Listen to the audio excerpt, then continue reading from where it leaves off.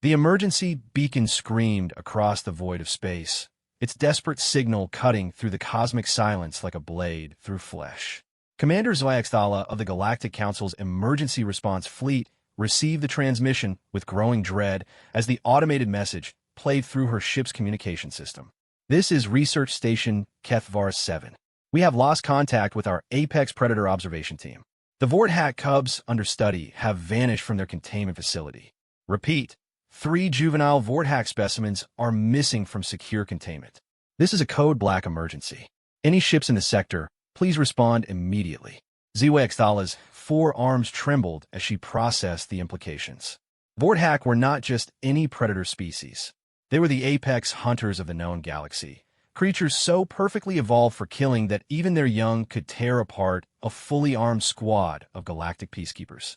Adult Vorthack stood nearly 3 meters tall, possessed razor-sharp claws that could slice through titanium, and had reflexes so fast they seemed to bend the laws of physics. Their cubs, while smaller, were often considered even more dangerous because they lacked the restraint that came with age. The research station Kethvar 7 had been established in the remote Epsilon Centauri system specifically to study these creatures under the most secure conditions possible. The fact that the cubs had escaped meant that either the station's defenses had catastrophically failed or something far worse had happened. Navigation. Set course for Kethvar 7. Maximum warp. Zyaxtala commanded, her voice steady despite the fear coursing through her veins. Communications. Alert all ships in the sector. We need backup, and we need the Vorthack containment specialists on standby. The bridge of her vessel, the Stellar Harmony, buzzed with activity as her crew prepared for what could be the most dangerous mission of their careers. Zyaxtala had served in the Galactic Council's forces for over 2 decades, had seen battles against rogue AI systems, had witnessed the devastation of plasma storms, but the thought of facing loose Vorthack cubs made her stomach churn. As her ship jumped to warp, Zyaxtala reviewed everything she knew about Vorthack behavior. The creatures were pack hunters, incredibly intelligent, and utterly ruthless. They had evolved on a death world where every other species was equally dangerous, creating an evolutionary arms race that had produced the most efficient killers the galaxy had ever seen. The cubs would be looking for food, shelter, and, most importantly, a new pack leader if they had been separated from their mother. The journey to Kethvar 7 took 6 hours, during which Zyaxtala received increasingly disturbing updates. 3 more ships had responded to the emergency beacon, but all attempts to contact the research station had failed. Long-range scans showed that the station's main power was still functioning, but there were no life signs being detected. This could mean the survivors were hiding in shielded areas, or it could mean there were no survivors at all. When they finally dropped out of warp near the research station, the sight that greeted them was eerily normal. Kethvar 7 floated in the dark void, its lights still functioning, its solar collectors still tracking the distant star. There were no obvious signs of damage, no debris fields, nothing to indicate the catastrophe that had unfolded within its walls. This is Commander Zyaxtala of the GCF Stellar Harmony responding to your emergency beacon. Kethvar 7, please respond. Silence. Kethvar 7, we are preparing to dock and render assistance. Please respond if you are receiving this transmission. Still nothing. Zyaxtala ordered a full scan of the station. The results were puzzling and terrifying in equal measure. The main research levels showed signs of significant structural damage, with several bulkheads breached and what appear to be claw marks scraped deep into the metal walls. The security station was completely destroyed, its armored barriers twisted and torn apart as if they were made of paper. But the most disturbing discovery came when they scanned the lower levels. There, in what had once been the secure containment facility, they found the source of the devastation. The containment cells designed to hold the Vorthack cubs had been torn apart from the inside. The reinforced walls, built to withstand the strength of adult Vorthack, had been systematically dismantled with a precision that spoke to intelligence rather than mere animal rage. "Commander," called out her scanning officer, "I'm detecting some unusual energy signatures in the eastern wing of the station. It looks like someone has been using emergency power to maintain life support in that section." "Survivors?" Zyaxtala asked hopefully. "Unknown. The signatures are strange. I'm reading human biopatterns, but they're mixed with something else. Something I can't identify. Human biopatterns. That was unexpected." Humans were one of the newer species to join the Galactic Council, having only made first contact 75 years ago. They were considered a promising but somewhat primitive species, known more for their adaptability and stubborn determination than for any particular technological or military prowess. What humans were doing on a research station studying the galaxy's most dangerous predators was a mystery. "Prepare a boarding party," Zhuaixtala ordered. "Full combat gear, energy shields, and neural disruptors. If those cubs are still aboard, I want every advantage we can get." The boarding operation was tense from the moment they docked with the research station. The airlock cycled with agonizing slowness, and when it finally opened, the smell that greeted them was overwhelming. It was a mixture of ozone, blood, and something else, something wild and predatory that made every instinct scream danger. The corridors of Kethvara 7 told a story of chaos and violence. Emergency lighting cast eerie shadows on walls that bore the unmistakable marks of Vorthack claws. Doors had been torn from their hinges, computer terminals smashed beyond repair, and in several places, the floor was stained with dark patches that could only be blood. "Stay in formation," Zhuaixtala whispered into her comm unit. "Watch for movement. Vorthack cubs can hide in spaces you wouldn't think possible." They made their way through the station methodically, checking each room and corridor. The crew quarters had been ransacked, the cafeteria looked like a war zone, and the main laboratory was simply gone, reduced to twisted metal and shattered glass. But they found no bodies, which was both encouraging and deeply disturbing. Either the survivors had escaped, or they had been completely devoured by the escaped predators. It was in the eastern wing that they finally found signs of life. The emergency lighting was functioning normally here, and the air felt different, cleaner somehow. As they approached the source of the energy signatures their ship had detected, they began to hear something that made no sense given the circumstances. Laughter. Not the manic laughter of someone driven insane by terror, but genuine, warm laughter that spoke of joy and companionship. It was coming from what appeared to be a makeshift shelter constructed in what had once been a storage bay. Someone had erected barriers using furniture and equipment, creating a small but secure living space. "Hello," Zhuaixtala called out, her weapon lowered but ready. "This is Commander Zhuaixtala of the Galactic Council Emergency Response Fleet. We received your distress signal." The laughter stopped immediately, followed by the sound of movement and hushed voices. After a moment, a section of the improvised wall moved aside, and a figure emerged that made Zhuaixtala question her own eyes. It was a human male, probably in his early 30s by human standards, with brown hair and kind eyes that seemed completely at odds with their current situation. He was wearing the standard-issue jumpsuit of a research station worker, but it was torn and stained. What made the sight truly surreal, however, were his companions.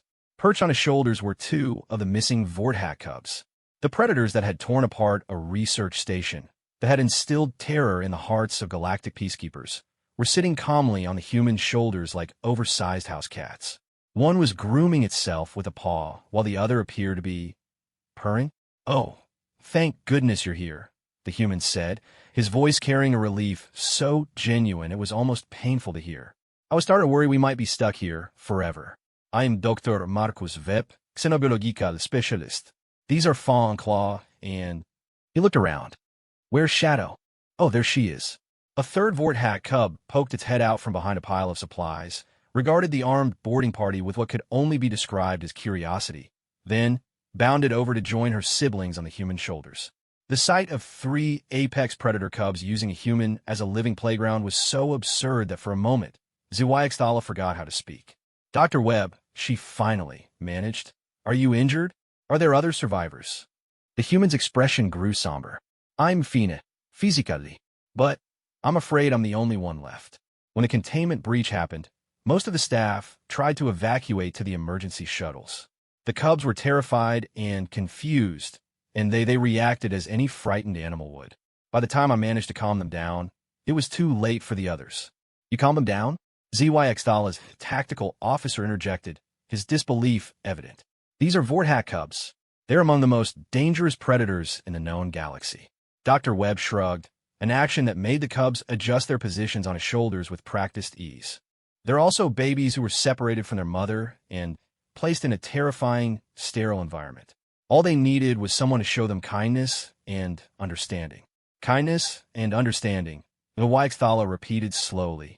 You showed kindness to creatures that can tear through titanium with their claws. They never tried to hurt me, Dr. Webb said simply. From the moment I first approached them after the breach, they seemed to understand that I wasn't a threat. I've been caring for them for the past 3 days, keeping them fed and entertained while we waited for rescue. One of the cubs, the one Dr. Webb had called Fong, nuzzled against his neck and made a sound that was remarkably similar to a contented sigh. The sight was so at odds with everything Wyxthala knew about Vorthack behavior that she wondered if she was experiencing some form of psychological breakdown. Dr. Webb, she said carefully, we need to transport these cubs to a proper containment facility. They're extremely dangerous, and they're not dangerous, Dr. Webb interrupted, his voice firm but not hostile. They're misunderstood. Look, I know what the reports say about Vorthack behavior, but those reports are based on observations of adult Vorthack defending their territory or hunting for food. These cubs have never experienced the wild. They were born in captivity, and all they know is what we've taught them. What we've taught them to fear us, he continued, gently stroking the head of the cub called Claw. This whole facility was designed around the assumption that Vorthack are nothing but mindless killing machines. But they're not. They're intelligent, social creatures with complex emotional needs. The containment breach happened because they were distressed, not because they were inherently violent. Wyxthala found herself in an impossible situation. Protocol demanded that she treat the cubs as hostile entities requiring immediate containment. But the evidence before her eyes suggested that Dr. Webb had discovered something that could revolutionize the galaxy's understanding of one of its most feared species. How do you explain the destruction throughout the station? She asked. Panic, Dr. Webb replied without hesitation. When the cubs first escaped, they were terrified and confused. They lashed out at anything that seemed threatening, which unfortunately included most of the station's security systems. The automated defenses tried to contain them with force, which only made them more frightened. By the time I reached them, they had worked themselves into a frenzy. He paused and looked down at the cubs, his expression soft with affection. But once I showed them that not all humans were threats, they calmed down immediately. They've been perfectly peaceful ever since.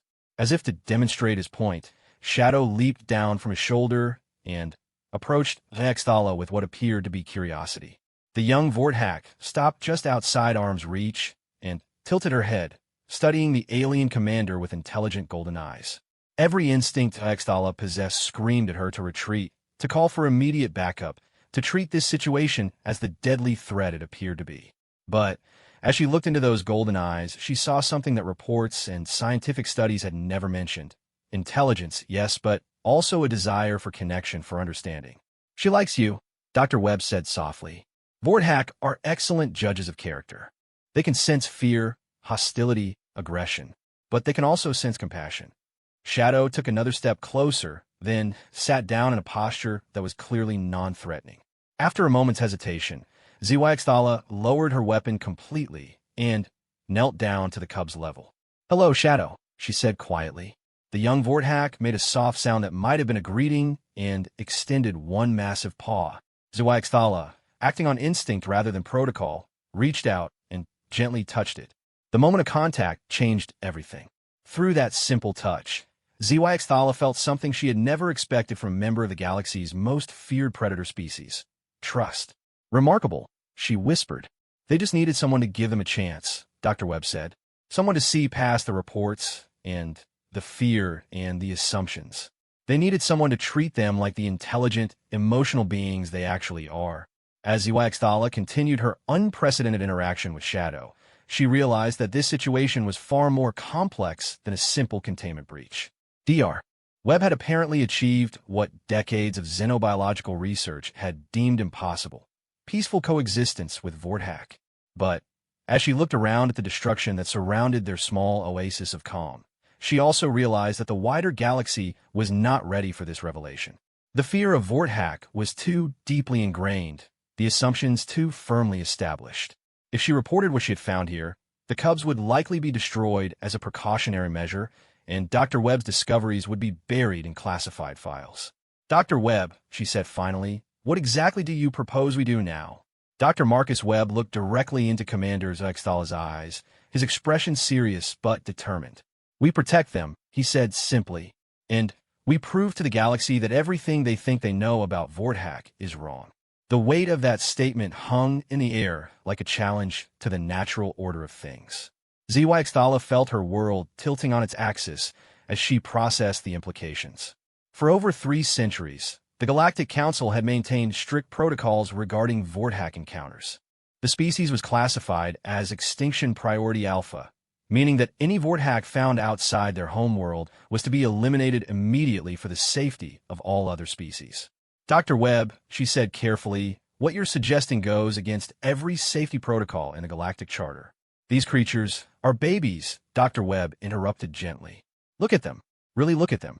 Zextala did as he asked. Shadow was still sitting peacefully beside her, while Fong and Claw remained perched on Dr. Webb's shoulders like contented pets. Their golden eyes held intelligence and curiosity, not the bloodthirsty hunger she had been trained to expect. Their claws, while undeniably sharp and dangerous, were retracted in a gesture of trust. Their posture was relaxed, almost playful. "In the past 3 days," Dr. Webb continued, "I've learned more about Vorthak behavior than all previous research combined. They're not mindless killing machines. They're social pack animals with complex emotional needs and remarkable intelligence. Watch this." He reached into his pocket and pulled out a small puzzle box, the kind used to test cognitive abilities in various species. "Shadow, would you like to try?" The young Vorthak's ears perked up immediately, and she bounded over to Dr. Webb with obvious excitement. He placed the puzzle box on the floor between them, and Shadow began examining it with careful precision. Within moments, she had identified the proper sequence of movements needed to open it, revealing a small treat hidden inside. The difficulty level of that puzzle is rated for adult Corvani, one of the most intelligent species in the galaxy, Dr. Webb explained as Shadow happily consumed her reward. She solved it in 37 seconds. The previous record was held by a Corvani professor who took 2 minutes and 15 seconds. Zextala's tactical officer, Lieutenant Veltar, shifted nervously. "Intelligence doesn't negate danger, Doctor. If anything, it makes them more dangerous. Only if they're treated as enemies," Dr. Webb replied. "But look at what happens when they're treated as friends." He made a series of hand gestures that meant nothing to Zextala, but all 3 cubs responded immediately. They arranged themselves in a perfect formation, sat in unison, and then performed what could only be described as a synchronized bow. "You taught them tricks?" Lieutenant Veltar asked incredulously. "I taught them communication," Dr. Webb corrected. "This isn't about tricks or dominance. It's about building mutual respect and understanding. They've also taught me some of their own signals." Dr. Webb then mimicked a series of sounds that were obviously Vorthak vocalizations. The cubs responded with what sounded like laughter, and Shadow playfully pounced on his feet. "Remarkable," Zextala breathed. "But Dr. Webb, you must understand the position this puts us all in. Even if everything you say is true, the Galactic Council will never accept it. The fear of Vorthak runs too deep." "Then we change their minds," Dr. Webb said with the kind of stubborn determination that Zextala was beginning to recognize as a distinctly human trait. "We show them proof that can't be denied." Before Zextala could respond, her communications officer's voice crackled through her earpiece. "Commander, we have multiple ships dropping out of warp. It's a full Council enforcement fleet." Zextala's blood ran cold. An enforcement fleet meant that the situation had been escalated to the highest levels of galactic security. They would have orders to neutralize the Vorthak cubs by any means necessary, and they would not be interested in hearing about Dr. Webb's discoveries. "How long before they reach the station?" she asked. 15 minutes, maybe 20. Dr. Webb had obviously heard the transmission because his face had gone pale. "They're coming to kill them, aren't they?" Zextala nodded grimly. "Standard protocol for any Vorthak encounter. They won't even attempt containment." "Then we have to get them out of here," Dr. Webb said, his voice filled with desperate urgency. "There has to be somewhere we can take them, somewhere safe." "Dr. Webb," Zextala said gently, "there is nowhere in the galaxy that would be considered safe for Vorthak cubs. Every inhabited system has standing orders to what about uninhabited systems?" Dr. Webb interrupted. "Surely there are planets where they could live without threatening anyone." ZYXThala was about to explain why that was impossible when an idea struck her. It was crazy, possibly career-ending, and definitely against every regulation she had ever sworn to uphold. But as she watched Shadow playfully wrestling with Claw while Fong dozed contentedly on Dr. Webb's shoulder, she found herself seriously considering it. There might be a way, she said slowly, but it would require all of us to go against direct orders from Council. And if we're caught, it would mean court-martial for my entire crew and execution for you. I'm willing to take that risk, Dr. Webb said without hesitation. These cubs deserve a chance at life. ZYXThala looked around at her boarding party. Lieutenant Veltar was shaking his head in disbelief, but her science officer, Ensign Kilwira, was studying the cubs with obvious fascination. Her weapons specialist, Sergeant Rindok, was known for his rigid adherence to protocol, but even he seemed uncertain. What do you think? ZYXThala asked her team. Regulations are clear, Commander, Sergeant Rindok said, but his voice lacked its usual conviction. These creatures are classified as a galactic threat. Regulations written by people who had never actually interacted peacefully with Vorthak, Ensign Kilwira pointed out. Dr. Webb's research could revolutionize our understanding of the species. And if he's wrong? Lieutenant Veltar asked. If these cubs turn violent once they mature, we could be responsible for unleashing apex predators on an unsuspecting galaxy. Look at them, Dr. Webb pleaded. Really look at them. Do they seem like mindless monsters to you? As if summoned by his words. All three cubs turned their attention to the arguing group. Instead of showing any sign of aggression or threat, they moved closer to Dr. Webb in what was clearly a protective gesture. They were protecting him from perceived threats, not threatening the strangers themselves. They're defending him, ZYXThala realized. They see him as pack, and they see us as potential threats to their pack. Ensign Kilwira added excitedly. This is unprecedented. Vorthak cubs adopting a non-Vorthak as family.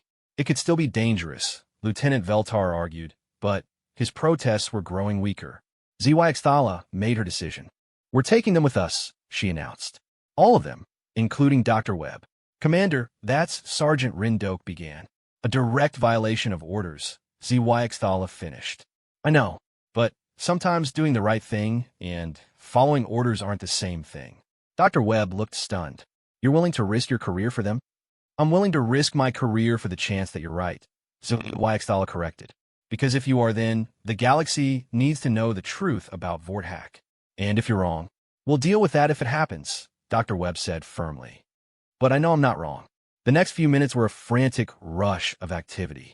Dr. Webb gathered the few essential supplies he had managed to salvage from the research station, while ZYXThala coordinated with her ship to prepare for an emergency departure. The cubs seemed to understand that something important was happening and stayed close to Dr. Webb without getting in the way. What's our destination? Lieutenant Veltar asked as they made their way back to the docking bay. Kepler, 442b, ZYXThala replied. It's an uncharted world in the Outer Rim, technically within Council space, but too far out for regular patrols. The environment should be suitable for Vorthak physiology. And then what? Ensign Kilwira asked. We can't hide there forever. We don't hide, Dr. Webb said with growing confidence. We prove that Vorthak can coexist peacefully with other species. We document everything, gather irrefutable evidence, and then we present it to the Council. You make it sound simple, Lieutenant Veltar muttered. Simple isn't the same as easy, Dr. Webb replied. But it's the right thing to do. As they reached the docking bay, ZYXThala's communications officer contacted her again. Commander, the enforcement fleet is demanding immediate status report. Admiral Korthax himself is leading the fleet and requesting permission to board. Admiral Korthax. ZYXThala knew him by reputation. A by-the-book officer who had built his career on strict adherence to protocol. He would never agree to Dr. Webb's plan, and he would certainly never allow Vorthak cubs to leave the station alive. Tell the Admiral that we've secured the station and are conducting a thorough search for survivors, ZYXThala ordered. Request an additional hour to complete our investigation. Commander, her officer replied hesitantly. He's specifically asking about the Vorthak cubs. Intelligence reports suggest they're still at large. ZYXThala closed her eyes and took a deep breath. Tell them we're still searching for them. It wasn't exactly a lie. They were searching for a way to save them. Dr. Webb, she said urgently. Can the Cubs handle space travel? Their physiology should be fine, he replied, but they've never been off the station. They might be frightened. We'll have to manage that, HFY decided. Everyone move quickly but stay calm. We don't want to spook them. The transfer to HFY's ship went more smoothly than anyone had dared hope. The Cubs seemed fascinated by the new environment rather than frightened, exploring their temporary quarters with obvious curiosity while staying close to Dr. Webb. Shadow, in particular, seemed to enjoy the sensation of artificial gravity, bouncing experimentally from surface to surface. They're adapting remarkably well, Ensign HFY observed. Their ability to adjust to new situations is impressive. It's one of their survival traits, Dr. Webb explained. Vorthak homeworld is extremely diverse environmentally. They evolved to be adaptable. As HFY's ship prepared to depart, she found herself second-guessing her decision. What they were doing went against everything she had been trained to believe about Vorthak. If she was wrong, if Dr. Webb was wrong, the consequences could be catastrophic. But as she watched Dr. Webb calmly explaining their situation to the Cubs in a mixture of human words and Vorthak vocalizations, and as she saw the trust and affection in their golden eyes, she felt a certainty that surprised her. These weren't monsters waiting to be unleashed on the galaxy. They were children who deserved a chance to grow up free from the fear and prejudice that had defined their species' relationship with the rest of the galaxy. All stations, prepare for emergency departure, she ordered. We're leaving the system immediately. Commander, Lieutenant Veltar said quietly. Once we do this, there's no going back. HFY looked out the viewport at the approaching enforcement fleet. In a few minutes, Admiral Korthax would discover that the research station was empty except for destruction and abandoned equipment. He would realize that someone had helped the Cubs escape, and he would dedicate every resource at his disposal to hunting them down. I know, she replied, but some things are worth a risk. As her ship jumped to warp, carrying away the galaxy's most wanted fugitives, HFY couldn't help but smile at the sound of laughter coming from the Cubs' quarters. Whatever challenges lay ahead, they had given these young Vorthaks something that no member of their species had ever experienced before, a chance at freedom. The planet Kepler 442b stretched out beneath them like a green and blue jewel, its pristine wilderness unmarked by the touch of galactic civilization. 3 months had passed since their escape from Research Station Kevvar 7, and the transformation that had taken place during that time defied everything the galaxy thought it knew about Vorthak behavior. Commander Zecthala stood on the observation deck of their makeshift base camp, watching Dr. Marcus Webb play with the 3 Cubs in the clearing below. What had once been 3 frightened, confined predators had become something unprecedented in galactic history. Free Vorthak living in harmony with other species. Fong had grown considerably in the past months, and now stood nearly 2 meters tall. His golden coat had developed the distinctive black striping that marked him as a natural pack leader. Yet he showed no signs of the territorial aggression that researchers had always assumed was innate to his species.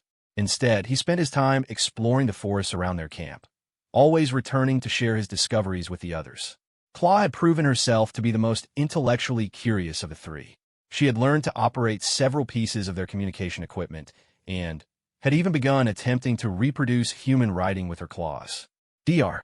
Webb estimated that her cognitive abilities were easily equivalent to those of the most advanced AI systems in the galaxy. Shadow remained the smallest of the 3, but what she lacked in size, she made up for in emotional intelligence. She had become the group's mediator, somehow always knowing when tensions were rising and intervening with playful distractions. More remarkably, she had developed an almost telepathic bond with Dr. Webb, often responding to his needs before he had even expressed them. They're not the same species we thought we knew, Ensign Kilwire said, joining HFY at the observation window. Everything about their behavior contradicts the established research. Because the established research was based on observing imprisoned and traumatized individuals, Dr. Webb's voice replied from behind them. He had entered the observation deck quietly, a habit he had developed after months of moving carefully around creatures that could hear a heartbeat from 50 meters away. Dr. Webb looked different than he had during their first meeting. Months of living in the wilderness had hardened his physique and weathered his skin, but there was something else, something in his eyes that spoke of a profound connection with the Cubs that went beyond mere scientific observation. He had become part of their pack in ways that no previous researcher had ever imagined possible. Dr. Webb, HFY said, "We've received another transmission from the Council. Admiral Korthax has expanded his search to include this sector. It's only a matter of time before they find us." Dr. Webb's expression grew serious. "How much time do we have?" "Days, maybe a week if we're lucky," Lieutenant Veltar reported from the communication station. "They're conducting systematic scans of every system in the Outer Rim." "Then it's time," Dr. Webb said with quiet determination. "We have enough documentation to prove our case. The Cubs are ready." Ready for what? HFY wondered, though she suspected she already knew the answer. Over the past months, Dr. Webb had been preparing for this moment, gathering evidence and training the Cubs for something he called the demonstration. "Dr. Webb," she said carefully, "you can't seriously be considering taking them back in a council space."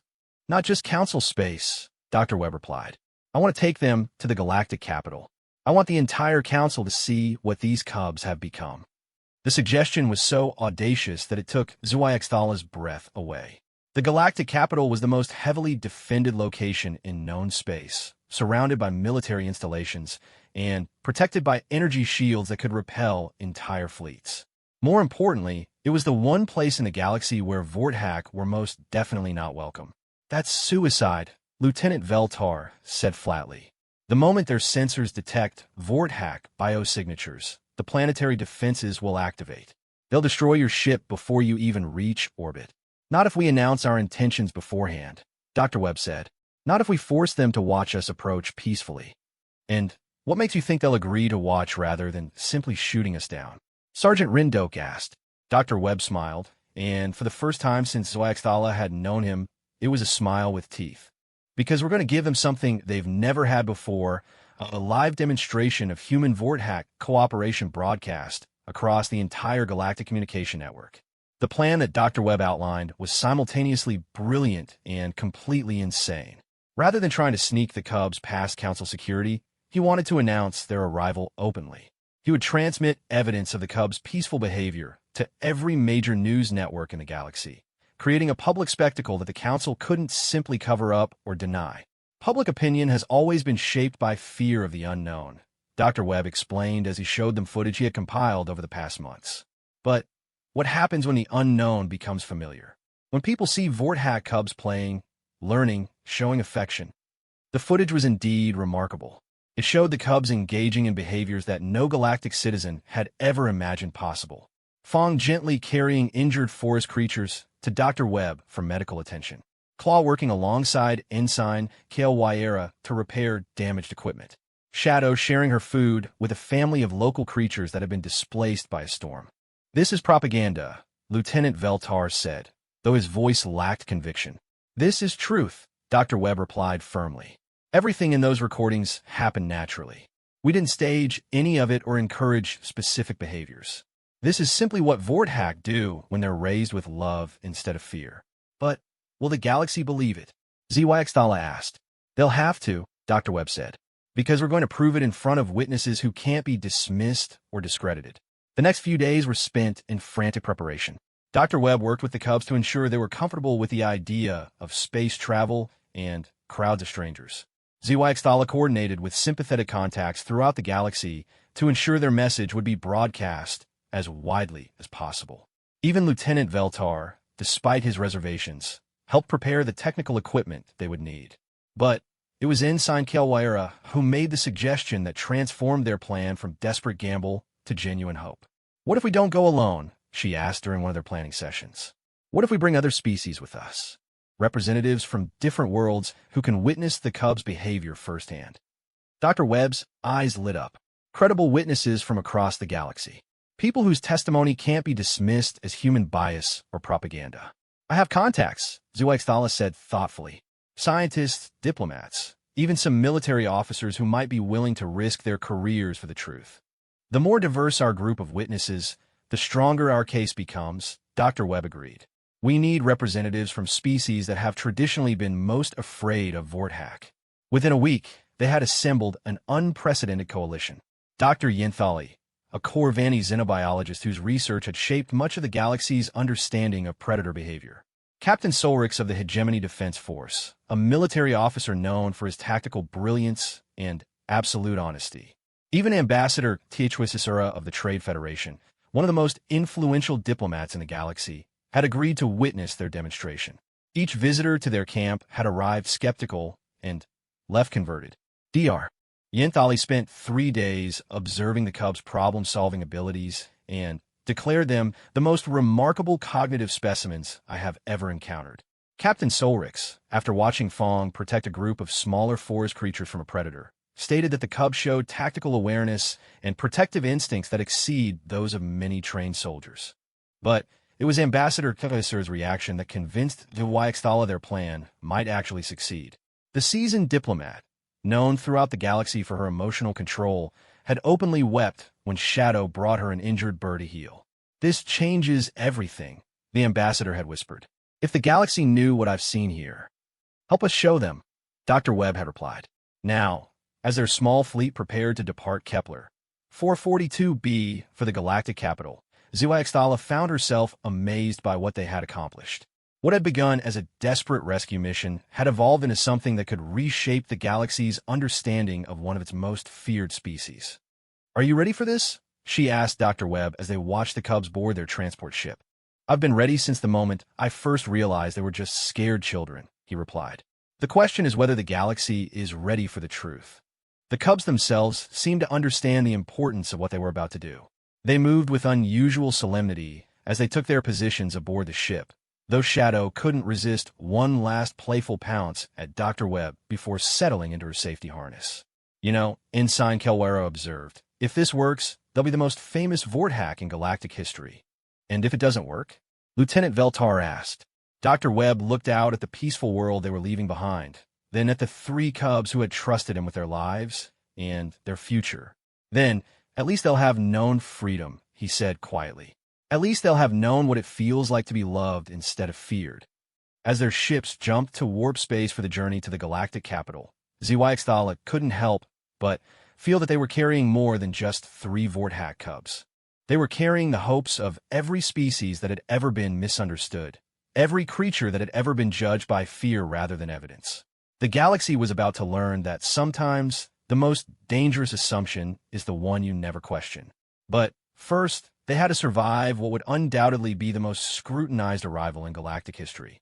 As they approached the borders of the inner systems, communication channels began lighting up with emergency broadcast warning of approaching Vorthack. Military fleets moved to intercept. Emergency protocols activated on hundreds of worlds. Dr. Webb, HFY said as alarms began sounding throughout the ship, "I hope you're right about this." Dr. Webb looked at the 3 Cubs who had become his family, then at the crew who had risked everything to help him protect them.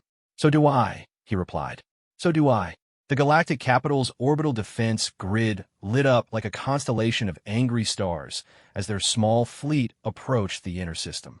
Warning signals blazed across every communication channel, and the space around them filled with warships taking defensive positions. Commanders of HFY had never seen such a massive military response, even during the Centaurian War. "Attention, unidentified vessels," came the crisp voice of Admiral Korthax himself over the emergency frequencies. "You are carrying confirmed Vorthack biological signatures into restricted space. Reverse course immediately or face immediate destruction." Dr. Marcus Webb stepped forward to the communication console, his calm demeanor a stark contrast to the chaos surrounding them. The 3 Cubs flanked him, their golden eyes alert but unafraid. Months of preparation had led to this moment, and despite the overwhelming odds against them, Webb radiated quiet confidence. "Admiral Korthax," he replied, his voice carrying clearly across the void between ships. "This is Dr. Marcus Webb of the Keth-Varus 7 Research Station. I'm requesting permission to address the full Galactic Council. I have evidence that will revolutionize our understanding of the Vorthack species." "Dr. Webb," the Admiral's voice was ice-cold with fury, "you are in violation of over 24 galactic security statutes. The creatures you harbor are classified as extinction priority threats. Stand down immediately." "I cannot do that, Admiral," Webb replied firmly. "These Cubs have never harmed anyone who didn't threaten them first. They deserve the chance to prove that peaceful coexistence is possible." Peaceful coexistence with apex predators is a fantasy, Admiral Korthax snapped. You have 30 seconds to surrender those creatures before I order my fleet to fire. Shadow, sensing the tension in the air, moved closer to Webb and made a soft sound that was half whimper, half question. Webb gently stroked her head, and the young Vorthak relaxed immediately. The simple gesture was broadcast across every channel in the system, watched by millions of beings who had never seen a Vorthak behave with anything other than savage aggression. Look at her, Admiral, Webb said softly. She's frightened. She knows you want to hurt her, but she's not attacking. She's not threatening anyone. She's just a scared child looking for comfort. On the bridge of Admiral Korthax's flagship, the command crew watched their screens in stunned silence. The footage being transmitted from Webb's ship showed the Cubs displaying behaviors that contradicted everything they had been taught about Vorthak nature. Fong was protectively positioned between Webb and the communications equipment, but his posture was defensive rather than aggressive. Claw was curiously examining the ship's instruments with what appeared to be scientific interest. Sir, his tactical officer whispered, their biometric readings show elevated stress levels consistent with fear, not predatory excitement. Admiral Korthax's jaw tightened. Irrelevant. Orders are orders. But before he could give the command to fire, another voice cut across the communication channels. It was High Chancellor Velthon, the head of the Galactic Council itself. Admiral Korthax, hold your fire. Dr. Webb, you have requested an audience with the full council. Given the unprecedented nature of your claims, we will grant it. However, you will be escorted under heavy guard to the planetary surface, and any sign of aggressive behavior from your companions will result in immediate termination. Understood, Chancellor, Webb replied. I accept those terms. The journey to the planetary surface was surreal. Their small transport was surrounded by an escort of 50 warships, their weapons trained and ready. News networks across the galaxy had picked up the story, and billions of beings watched as the impossible convoy made its way toward the capital world. Dr. Yenthali, the core Vanni scientist who had joined them as a witness, shook her head in amazement. In all my years of xenobiological research, I never imagined I would see anything like this. The question is whether anyone will believe what they're seeing, Ambassador HFY Cicero observed. The prejudice against Vorthak runs deep in galactic culture. Captain Solrix of the Hegemony Defense Force was studying tactical displays on his personal communicator. The military response is unprecedented. They've mobilized reserve fleets from 3 sectors. The entire defense grid is operating at maximum alert. Webb listened to their conversation while keeping his attention focused on the Cubs. The stress of the situation was clearly affecting them. Their natural instincts told them they were surrounded by threats, yet they remained calm and peaceful because they trusted him. The weight of that responsibility was enormous. How are you holding up? Commander Zwayaxthala asked quietly. Terrified, Webb admitted, but not of failing. I'm terrified of what happens to them if I succeed.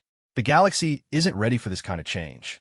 Then, we make them ready, Zwayaxthala replied with the determination that had led her to risk everything for this mission. The planetary capital was a marvel of galactic civilization, a gleaming metropolis that housed representatives from over 1,000 different species. As their transport descended toward the government district, Webb could see crowds gathering in the streets below. Some held signs demanding the immediate destruction of the Cubs. Others carried banners calling for species equality and understanding. The landing pad was surrounded by a wall of armed guards, their weapons creating a deadly perimeter around the transport. As the ship settled onto the landing struts, Webb took a deep breath and turned to address the Cubs. This is it, he told them, the mixture of human words and Vorthak vocalizations he had developed over their months together. Stay close to me, stay calm, and remember that not everyone here understands you the way I do. Fong responded with a low rumble that Webb had learned meant agreement and determination. Claw touched her nose to his hand in a gesture of affection and trust. Shadow simply looked into his eyes with an expression that seemed to say, wherever you go, we follow. The doors of the transport opened, and for a moment, the only sound was the collective intake of breath from the assembled guards and media representatives. Then, slowly and deliberately, Webb stepped out onto the landing pad with the 3 Cubs walking calmly beside him. The effect was electric. Cameras zoomed in, capturing every detail of the unprecedented scene. News anchors struggled to find words to describe what they were witnessing. Across the galaxy, beings gathered around viewing screens to watch history being made. "Stay in formation," the guard captain ordered his troops, but Webb could hear the uncertainty in his voice. The guards had been prepared to face savage monsters, not the calm, curious creatures that were now examining their surroundings with obvious intelligence. The walk to the council chambers felt like it lasted forever, though it was only a few hundred meters. At every step, Webb was acutely aware of the weapons pointed at them, of the tension crackling through the air. But he was also aware of something else. The Cubs' behavior was having an effect on their escorts. Shadow, in particular, seemed to understand the importance of making a good impression. She walked with perfect posture, her head held high but her expression open and friendly. When one of the guards stumbled slightly, she moved to steady him before anyone else could react. The gesture was so natural and caring that several guards visibly relaxed their grips on their weapons. "Remarkable," Dr. Yinthali whispered to Ambassador HFY. "She's displaying empathetic behavior toward potential threats. That level of emotional intelligence is extraordinary." The council chambers were the largest enclosed space in the galactic capital, designed to accommodate thousands of representatives from hundreds of different species. As Webb and the Cubs entered the vast hall, the noise level dropped to absolute silence. Every eye in the chamber was fixed on the three young Vorthak, who had somehow become the center of galactic attention. High Chancellor Velthon, an ancient Etherian whose blue-tinged skin and multiple eyes commanded respect throughout the galaxy, stood at the central podium. His voice, when he spoke, carried the authority of centuries. "Dr. Webb," he said formally, "you have claimed to possess evidence that challenges our fundamental understanding of the Vorthak species. The Council will hear your presentation, but I warn you, any sign of aggression from your companions will result in immediate action." Webb nodded and stepped forward to the witness stand that had been prepared for him. The Cubs took positions nearby, close enough to provide moral support, but far enough away to avoid appearing threatening. The arrangement had been carefully planned during their journey to demonstrate respect for Council procedures. "Honored Chancellor, esteemed representatives," Webb began, his voice steady despite the magnitude of the moment. "For over 3 centuries, our understanding of Vorthak behavior has been based on observations of traumatized, imprisoned individuals forced to live in conditions that violated every aspect of their natural social structure." He gestured toward the Cubs. "These 3 individuals have never known captivity as a permanent condition. They have been raised with respect, affection, and freedom to express their natural behaviors. What you see before you is not an anomaly or an exception. This is what Vorthak are truly like when they are not driven to desperation by fear and confinement." Murmurs rippled through the chamber. Some representatives leaned forward with interest, others shrank back in fear. But all were listening. "Over the past months," Webb continued, "I have documented behaviors that prove beyond any doubt that Vorthak are not mindless predators. They are intelligent, social beings capable of complex reasoning, emotional depth, and moral judgment." He activated a holographic display that filled the air above the chamber with footage from their time on Kepler 442b. The images showed the Cubs engaged in activities that challenged every assumption about their species. Fawn carefully tending to injured animals, Claw working alongside humans to solve complex problems, Shadow displaying protective behavior toward vulnerable creatures. "This is impossible," came a voice from the Centaurian delegation. "Vorthak are incapable of such behavior." As if responding to the challenge, Claw stepped forward and began to perform one of the complex puzzle sequences that Dr. Webb had taught her. But this time, she wasn't just demonstrating her intelligence. She was creating new patterns, improvising solutions that Webb had never shown her. The chamber fell completely silent as the young Vorthak worked, her massive claws manipulating delicate instruments with precision that would have challenged a trained surgeon. When she finished, she looked up at the assembled representatives with an expression that could only be described as pride in her accomplishment. "Extraordinary," breathed the Corvani science advisor. "The cognitive complexity required for that level of improvisation. It rivals our most advanced artificial intelligences." But it was what happened next that truly changed everything. A young page, a member of a species that had suffered devastating losses to adult Vorthak raids, accidentally dropped a stack of documents near where Shadow was sitting. The papers scattered across the floor, and The page, clearly terrified, began to scramble to collect them. Without being asked or instructed, Shadow moved to help. Gently, carefully, she used her claws to gather the scattered documents and present them to the frightened page.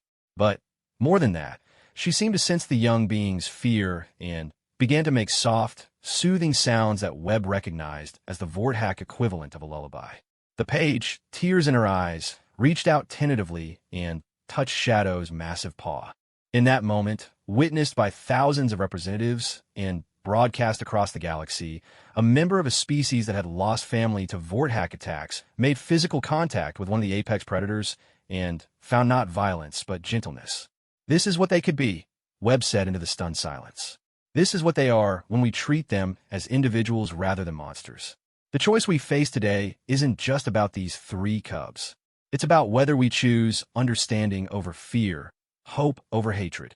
High Chancellor Velthon studied the scene before him with his ancient eyes, processing implications that would reshape galactic civilization. Dr. Webb, he said finally, what exactly are you asking this council to do?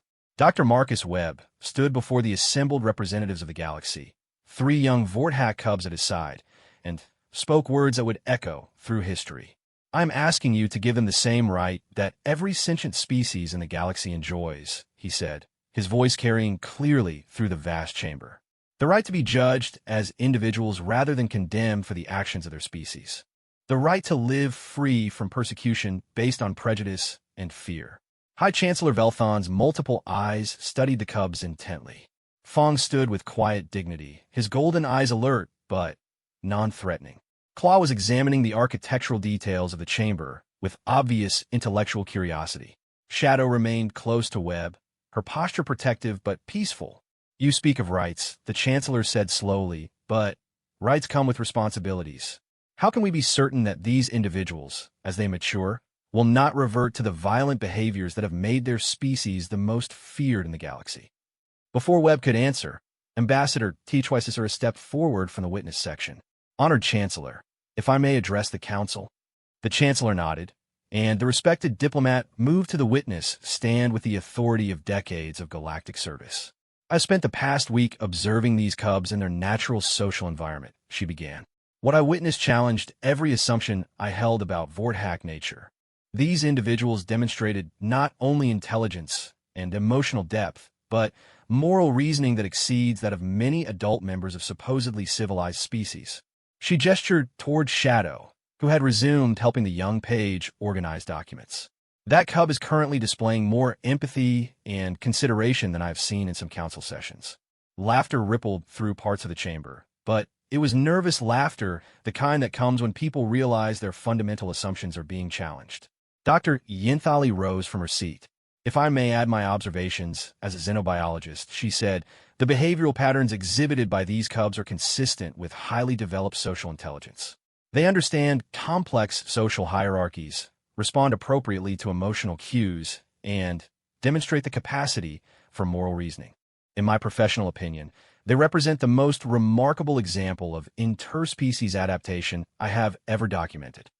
And from a military perspective, Captain Solrix added, standing to address the assembly, these cubs have been exposed to numerous situations that would have triggered aggressive responses in any normal predator species. They have been surrounded by potential threats, separated from their natural habitat, and placed under enormous stress. Yet they have never once displayed hostile behavior toward any being who did not first threaten them. The weight of expert testimony was beginning to shift the mood in the chamber. Representatives who had entered demanding the immediate execution of the cubs were now leaning forward, listening intently to evidence that contradicted everything they thought they knew. But it was a voice from an unexpected source that truly began to change minds. May I speak? The question came from the young page who had been helped by Shadow. She stood trembling in the gallery section, her voice barely audible in the vast chamber. High Chancellor Velthon looked surprised. You wish to address the council? Please, she said, gathering courage. My name is Kira Van of the Altarian colonies. My family was killed in a Vorthack raid when I was a child. I spent my entire life hating them, fearing them. The chamber fell silent. Here was the victim's perspective, the voice of those who had suffered at the claws of adult Vorthack.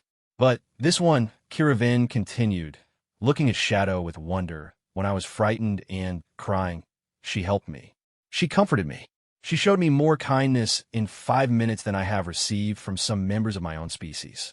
Tears were flowing down the young page's face, but her voice grew stronger. If she can choose kindness despite what her species represents to me, then maybe I can choose forgiveness despite what my species has suffered. The emotional impact of her words was overwhelming. Representatives throughout the chamber were visibly moved, and Webb realized that they had reached a turning point. The cubs were no longer being seen as monsters to be destroyed, but as individuals worthy of consideration. But the moment was interrupted by a harsh voice from the military section. "This is all very touching," Admiral Korthax said, rising to his feet, "but emotion cannot override security protocols. These creatures may appear peaceful now, but what happens when they reach full maturity? What happens when they develop the full strength and hunting instincts of their species?" He activated a holographic display showing footage of adult Vorthak in combat. The images were terrifying, creatures of incredible size and power moving with deadly precision, their claws tearing through armor like paper. "Can Dr. Webb guarantee," the Admiral continued, "that his cubs will never become like this? Can he promise that they will never pose a threat to galactic security?" The question hung in the air like a challenge. Webb felt the weight of every eye in the chamber upon him, and he knew that his answer would determine not just the fate of the 3 cubs, but the future relationship between humans and the rest of the galaxy. "No," he said simply, "I cannot make that guarantee." Gasps echoed through the chamber. Even some of his supporters looked shocked by the admission.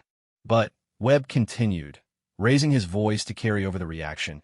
"Can anyone in this chamber guarantee their own future behavior? Can Ambassador HFY promise that she will never make a diplomatic mistake? Can Admiral Korthax swear that he will never give an order that costs lives? Can High Chancellor Velthon guarantee that every decision he makes will be perfect?" He gestured toward the assembled representatives. "We do not demand perfection from any sentient species before granting them basic rights. We do not preemptively punish individuals for crimes they might commit. We base our laws and our society on the principle that beings should be judged by their actions, not by the worst examples of their species." Webb moved closer to the cubs, placing a gentle hand on each of them in turn. "These 3 have proven that Vorthak are capable of choice. They have chosen cooperation over conflict, understanding over aggression, love over fear. If they can make those choices as confused, frightened juveniles, what might they achieve as adults who have been raised with respect and freedom?" "And what if you're wrong?"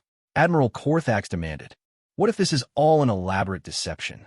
What if they're simply waiting for the right moment to strike?" It was Fong who answered that challenge.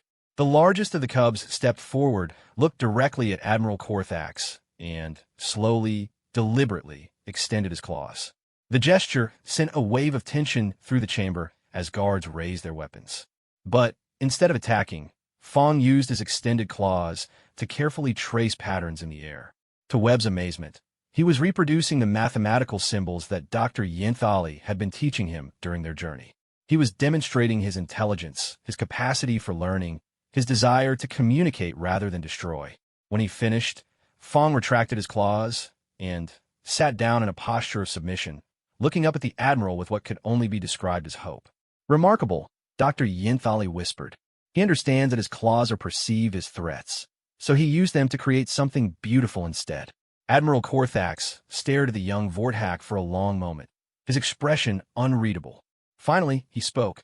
"In 40 years of military service," he said quietly, "I have never seen an enemy attempt to communicate through mathematics." High Chancellor Velthon rose from his seat, and the entire chamber fell silent. "The Council will now deliberate," he announced.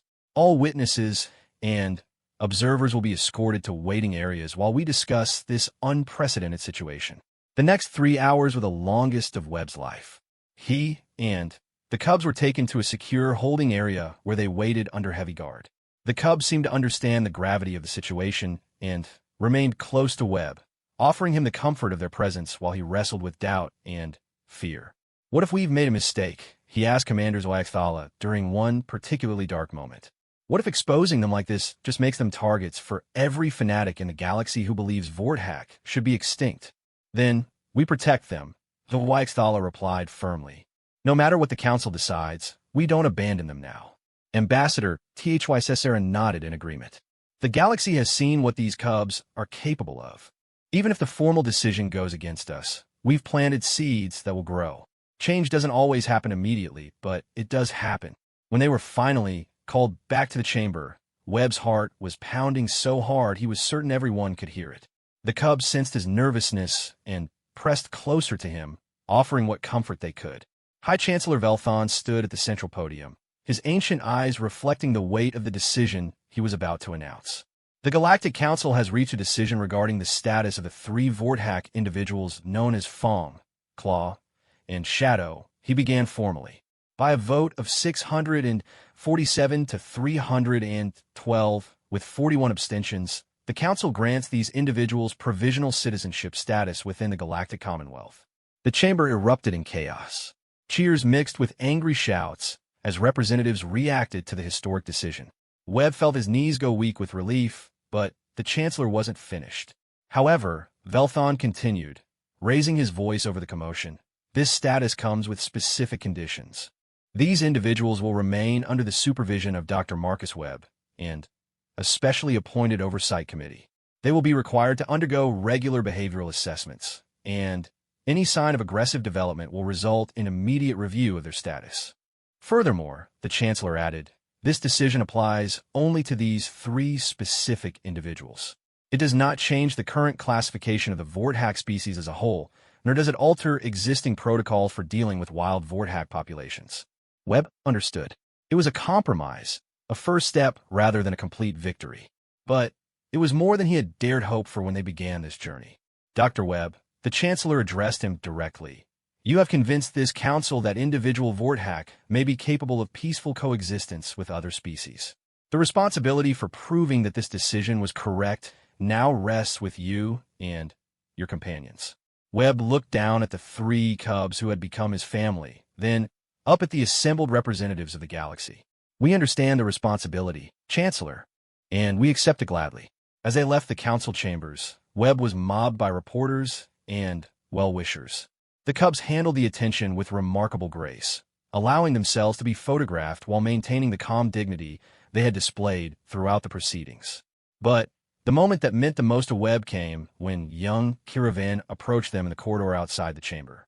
She looked nervous but determined as she walked up to Shadow. Thank you, she said simply, reaching out to gently touch the cub's massive paw, for showing me that hate doesn't have to be stronger than hope. Shadow responded with the soft, musical sound that Webb had learned meant affection and acceptance. In that moment, he knew that regardless of what challenges lay ahead, they had already achieved something unprecedented. They had proven that understanding could overcome prejudice, that love could defeat fear. 6 months later, Dr. Marcus Webb stood on the observation deck of his new research facility, watching Fong, Claw, and Shadow play in the vast wilderness preserve that had been established for their use. They were no longer cubs, but young adults whose intelligence and gentle nature continued to amaze everyone who worked with them. The galaxy was changing slowly, but inevitably. Reports came in regularly of other Vorthack populations being studied rather than simply destroyed, of research programs being established to better understand the species. It would take generations to fully overcome centuries of fear and prejudice, but the foundation had been laid. Commander Wyxthala joined him at the observation window, her expression thoughtful as she watched the young Vorthack engage in complex social behaviors that no textbook had ever described. Any regrets? She asked. Webb considered the question as he watched Shadow teaching a group of younger creatures how to solve one of her puzzle boxes. The sight still amazed him. The galaxy's most feared predator species, patiently educating others in the principles of logic and cooperation. Not one, he replied. Sometimes the most dangerous thing you can do is exactly the right thing. As if hearing his words, all three Vorthack looked up toward the observation deck and waved, a gesture they had learned from humans, but made uniquely their own. Webb waved back, smiling at the thought that somewhere in the galaxy, a young being who had never seen a Vorthack before was watching this footage and learning that monsters exist only in the absence of understanding. The predator cubs had vanished from their cages, only to be found riding on a human's shoulders during patrol. But More importantly, they have been found to be individuals capable of choice, growth, and love. And in finding them, the galaxy had found something it hadn't even known it was looking for. Hope that understanding could triumph over fear, that patience could overcome prejudice, and that sometimes the most unlikely friendships could change the universe itself.